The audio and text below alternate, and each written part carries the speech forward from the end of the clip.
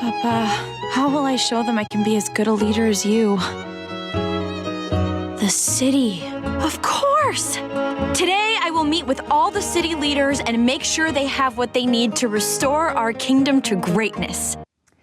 Introducing Princess Elena of Avalor, Disney's first Latina princess and the star of the new Disney Channel series Elena of Avalor, set to debut July 22nd, with toy and theme park tie-ins.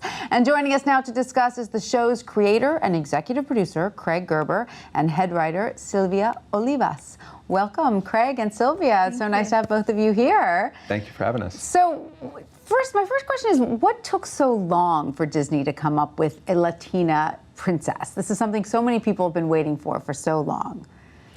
I've been wondering the same thing. Yeah, you've been waiting. I mean, ever since I was a little girl, I wanted to have a Disney Latina princess who looked like me. And now finally we have Elena, and the young Latina audience can say, hey, there's someone who looks like me. I'm relevant. I'm valued. I'm important. They see me and they hear me. So Absolutely. I'm so excited. And Craig, you pitched the idea to Disney? Yes, I was working on my previous show, Sophia the First, and I was in the world of Disney princesses. And I noticed there was a great demand and need for a Latina princess. And so I started thinking of a series idea worthy of a Latina princess. That's right, because Sophia was a Spanish princess? No, she's mixed heritage. She was mixed heritage. Yeah, and right, that was never really a big part of the show, and it wasn't really, the focus of that show was a young girl as a princess. Yes. But it really opened my eyes to the idea of this Latina princess, and so what I needed to come up with this idea that was so big that they couldn't say no, that everyone would be excited. Well, of course, this is the big one that everyone's excited for. I'm assuming, this being a Disney TV series, music plays a big part, right? Oh, yeah. A big part. So let's listen to a little bit of it. I'll take charge like the leader I know I can be and take care of all those who are counting on me. Though you know I hold you in the highest esteem, there's more to good leadership than it may seem. Still I know I'm ready to rule. But you still have some learning to do. Fabulous. So can we assume that the musical influences take in the full range of Latina music, from, flamenco guitar to mariachi to salsa, all of it? You're going to hear everything on the show. You're going to hear salsa, banda, the merengue, just everything. Fabulous. And hip hop and R&B. Reggaeton. Absolutely, that was a fun song to write. I'm sure. So was it complicated? Because obviously, Hispanic culture, Latina culture is so varied and multifaceted. Was it complicated working it all into one TV series? It's a challenge, absolutely. We wanted to create a unique kingdom that was very inclusive, so that all different cultures would feel represented. Right. So, you have to pick and choose, but we found that, once we found the heart of Avalor, and that was this melting pot kingdom where other cultures come and stay, it became much easier to incorporate all these different traditions. So tell us about Avalor. Where is it set? Obviously it's a fictional kingdom, but what are the influences there? The influences in Avalor are all over South America, Central America. There's even Mesoamerican, pre-Columbian influences, the Aztecs and Mayans. We just did a lot of research and had consultants weigh in.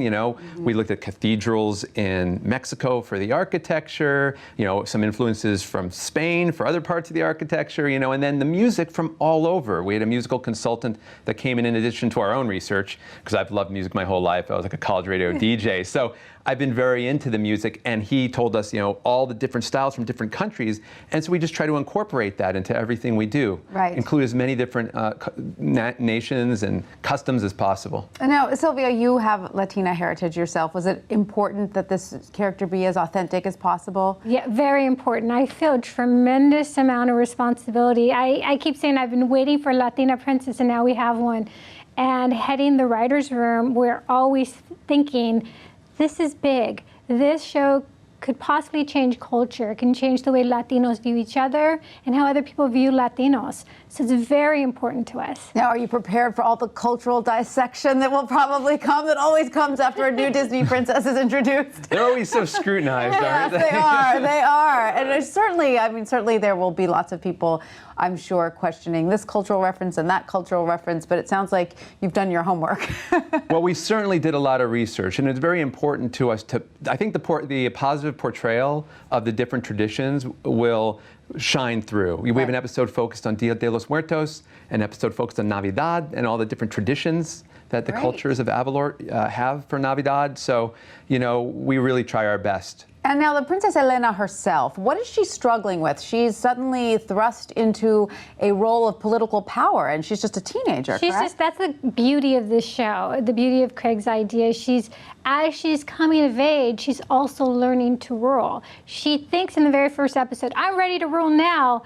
And even though our grandfather Francisco goes, no, mija, you have to learn. There's a lot for you to learn. She doesn't believe him initially. She goes out on this journey, and at the end she says, you were right. You were right. Yeah. Now, obviously, this is important to Disney. They're doing a lot of tie-ins with toys and theme parks. But why not make this a film? Why a TV series?